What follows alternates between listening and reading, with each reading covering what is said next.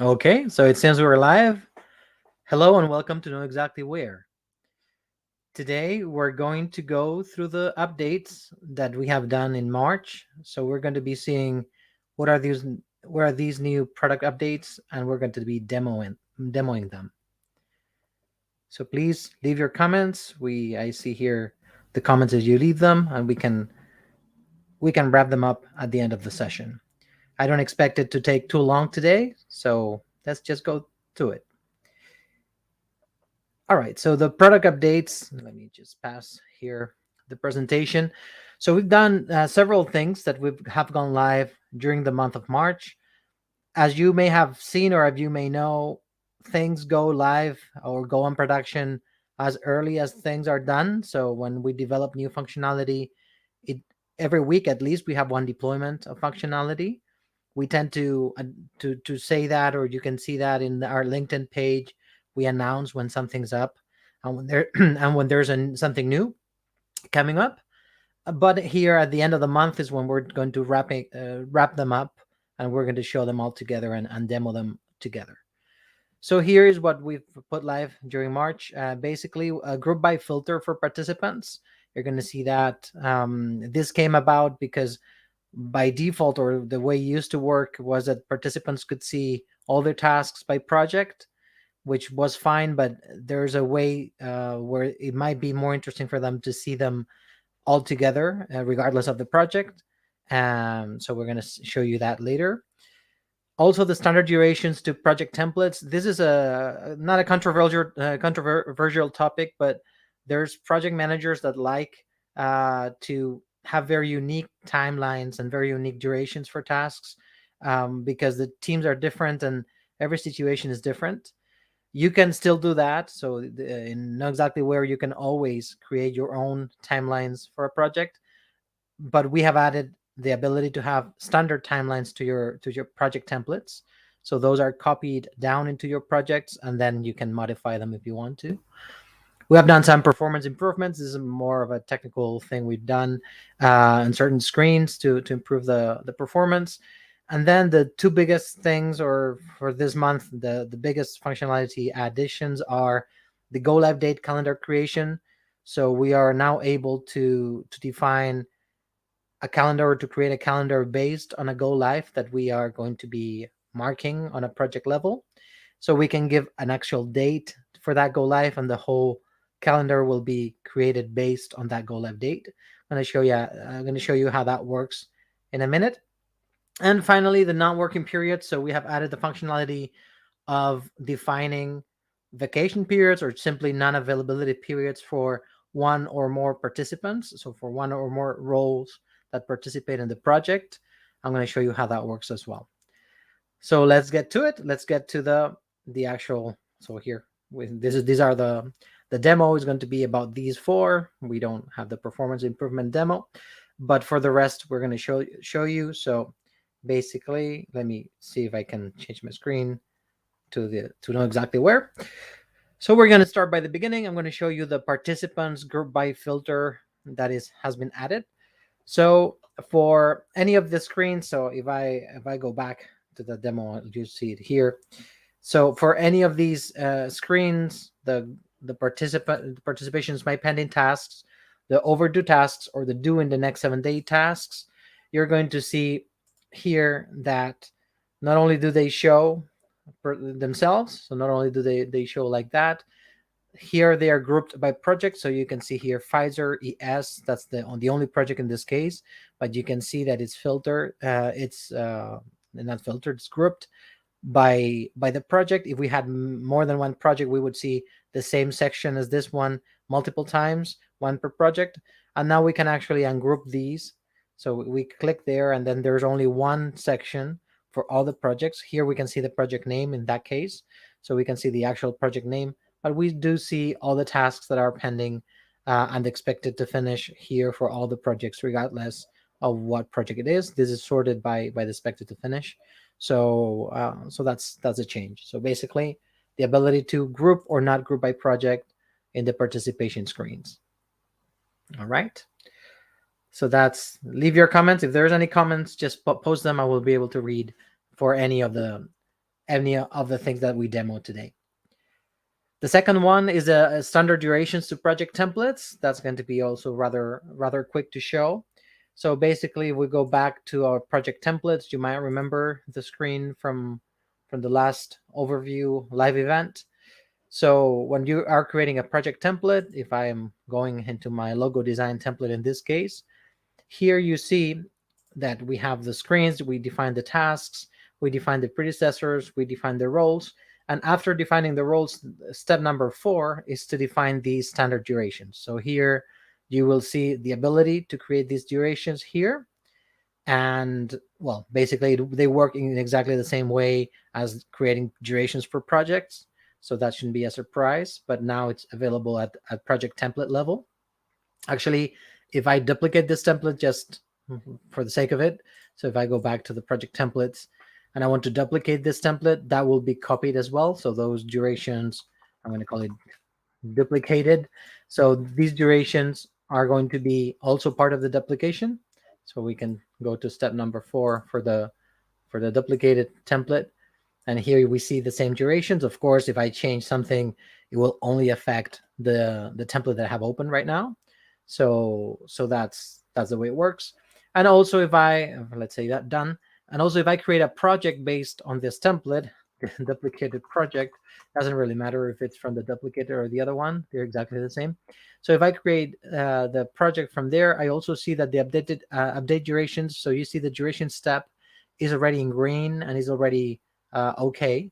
Remember, you may remember that when you created a project previously, because there was no durations, this was orange because it wasn't ready yet.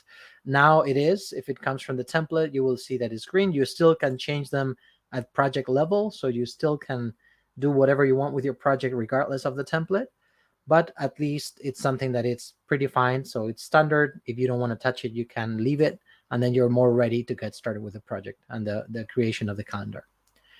So so that's it. That's There's no more to show there. There is no more to show regarding that functionality. Again, any comments, just leave them in the chat. The next one, I think this is one of the biggest changes, or the most the ones that took longer to develop changes for this month. The go live date calendar creation. I'm going to show you from the beginning. So let's say I created this duplicated project. Let me rename this project because it's a Nagla name. So let's just very briefly, quickly, we're going to go live check demo. That's how we're going to call this project right now. So we created this project. The durations are okay. The participants are not okay, but it's fine for the purpose of the demo. So if I create the calendar just like that, just like normally I would, selecting Monday through Friday work week and selecting today as the start date, if I create the calendar, this project goes up until the 30th of June. That's when it ends. It's basically bases on the predecessors, on the different tasks, who does what depends on what, etc. What's the duration for each task, etc. So you see that that's how it works. So this is the normal way it works. Now, what we have added for this month and what's now available on the live version is that you can define, when we're defining the definition of the project, we can define a go live task. So you will see in the task definition, you will see here on the right hand side a go live task column, and you can select one go live task. In this case, there's a go live task itself, so it's marked as a go live. You can unmark it, or you can mark any other, In this case, we're going to mark this one. The go live is the go live. That's the first thing you need to be able to work with the other functionality. So once it's marked, in this case, it was already marked. If I go back to the projects and I get into the project, I'm going to be able to go back to the dashboard, and I'm going to see that I have the calendar created. There's no problem with it, but I can create it again. And now I'm going to force, and this is the new functionality, do not use a go live date. I'm going to say, yes, do use a go live date. And I'm going to tell you the 30th of June was the very end of the project. I'm going to say that let's say the 31st of not of May. Yeah, of May. Why not? The 31st of May is going to be the go live task. That doesn't mean that it's going to be the end of the project. We know there are some tasks that happen post go live task, which are a few, but not too many. But what we want to do, or to make sure in this case, is that our go live task happens on the 31st of May. So that's what you would do. You would actually create calendar again, selecting this option. Okay, so now the calendar has been created. And here, June, we have some tasks because, as I said, there are some tasks that haven't happened post go live. But if the system worked okay, on the 31st of March, we should have our go live. Our go live. So here it is. Our go live is on the 31st of March. Oh, sorry, of May. And then the 1st of June, we have the other tasks, whichever they were that had to happen after. In this case, is send the invoice and pay the invoice. So all the rest of the tasks that, in this case, for this template, are supposed to be happening after the go live will happen after the go live. But the 31st of May is the go live date that we marked.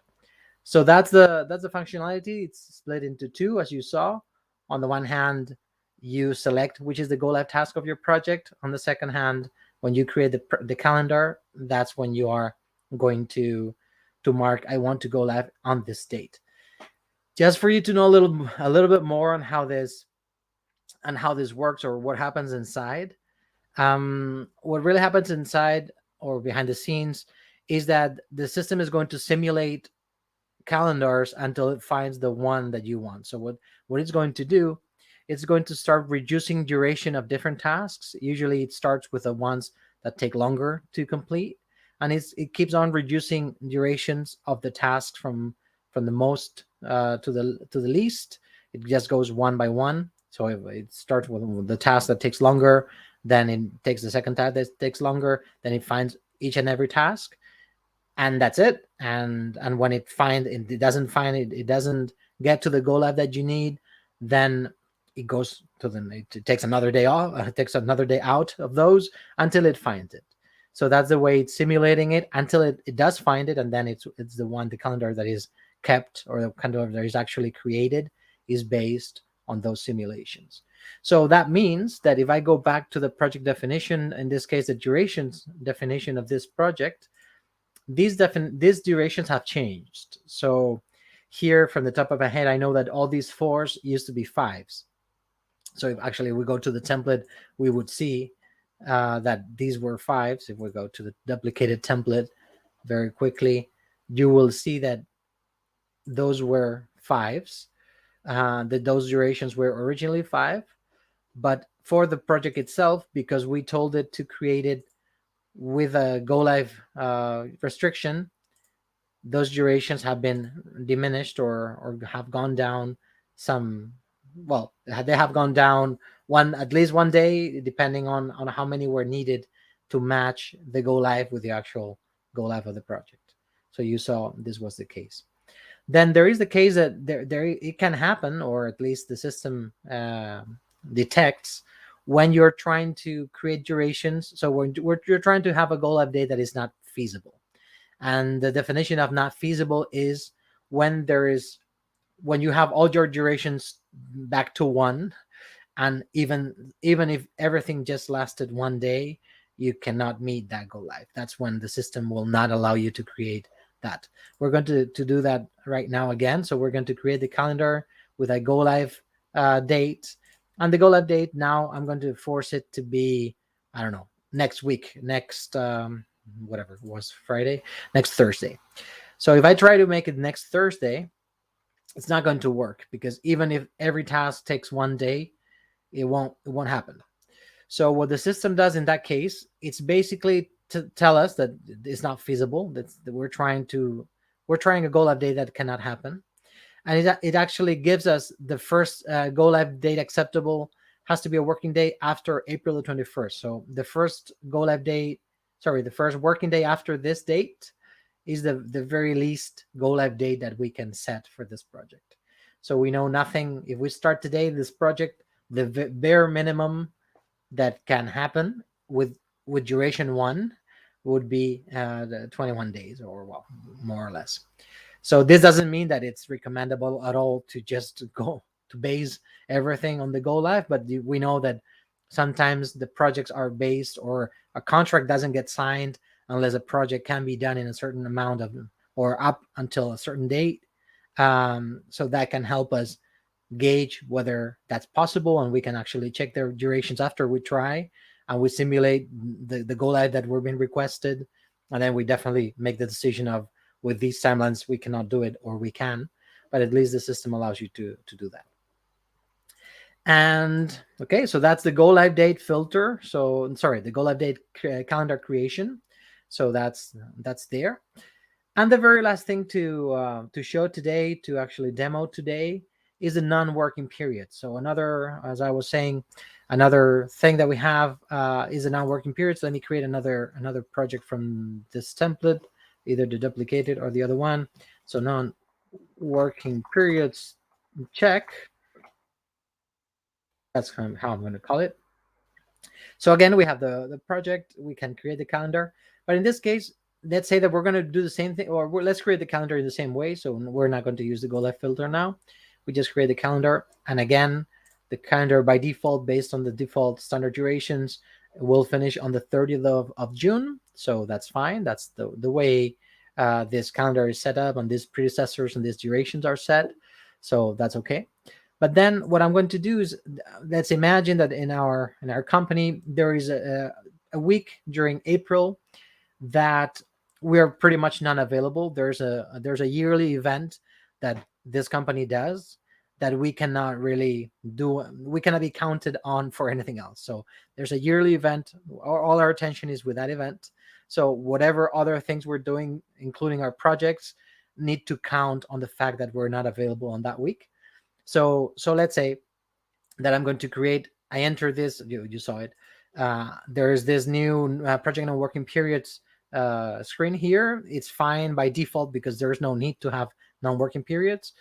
But if we go into it, then we can create a new period. We're going to call it yearly event non available, whatever, however we want to call it. And let's imagine that this happens during the week of the 11th of April. That's when everybody in this company is pretty much busy. In this case, we have the client, designer, operations, billing. Let's say that this affects only a designer, the operations, and the billing team. So let's say that these are the three roles that are affected by this "we're not there" period.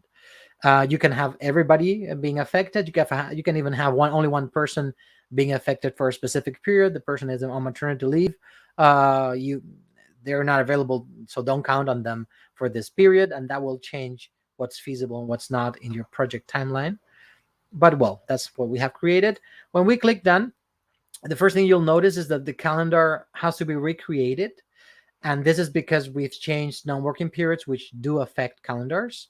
So we are being asked to recreate the calendar. We do have a project calendar created without the periods being taken into consideration. So if I go to the project calendar, it's going to go to it, but it's not the latest thing, or it doesn't show the latest things that we did with it.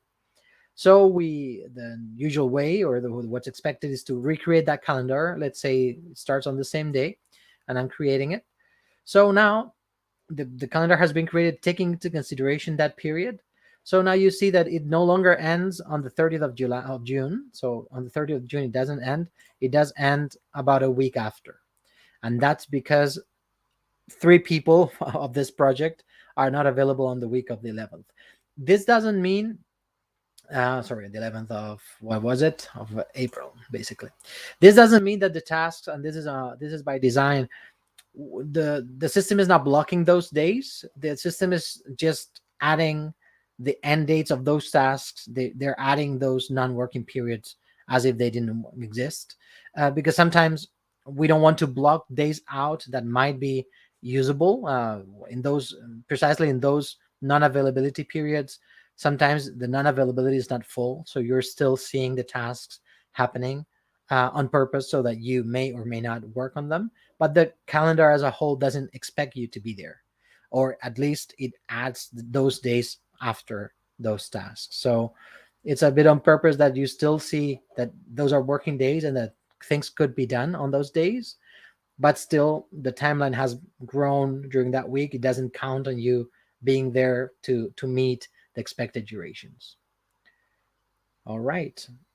So that's, and of course you can combine this and the go live filter, and the more non-working periods you have and the go live, well, not filter, but the go live restriction, you will have less opportunity, or you will have less days to, to have a project. uh, the span of how long a project takes will not be as long. If you do have non-working periods, it will require to have more days available if you have non-working periods. Okay, so I think that's it. Yes, these are the main features that have been deployed. Again, these are already in production. These are already ready for you to start using them, and they have been published during the month. So it is customary for us to deploy changes during the month. We usually have a weekly deployment that you may find this functionality in the system even before we have done the wrap up at the end of the month. And I hope you enjoy them. I hope they come they come useful. It is a reminder for you to be sending feedback. So remember this button, this little bullhorn here. You have the the feedback screen. Send us feedback if you would like to see something that this platform doesn't do yet, because that's something we take very seriously to decide what to do next, what to add. And we have many things in our pipeline, but we always like to hear more and to see if there's other priorities, if everybody's asking for something we didn't prioritize in the same way or we didn't even think about. um, we'll take that into consideration. So that's all for today. Thank you for being here. I don't see anything in the chat, so I'm assuming we're good. And see you next time. See you in the next event. Bye.